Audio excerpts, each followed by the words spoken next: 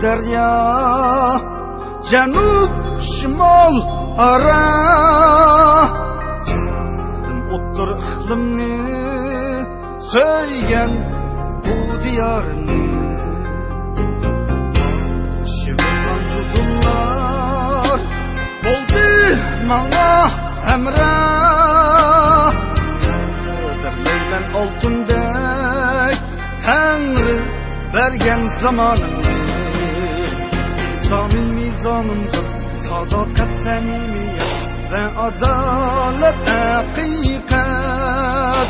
Sundurulmaz hayemni, tağdek caba muşakkat, emri yazıp kabahat. Kestim tavu derya, kılmen egi yollar. Muşkil hater işine izlep, kıyaş aydında var.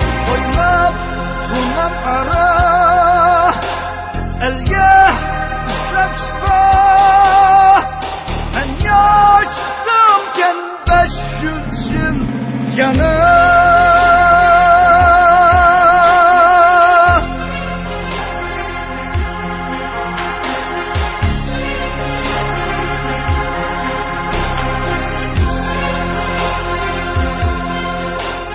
İnsani mizanımdır sadakat samimiyet ve adalet hakikat. Sundurulmaz hayemni, tağdek caba muşakkat, emri yazıp kabahat.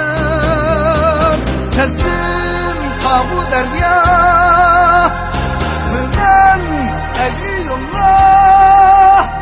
Muşkil hater işkine izlep, kıyaş aydında var. Oylap tuman ara, elge izlep şifa. Ben yaşsamken 500 yıl yana.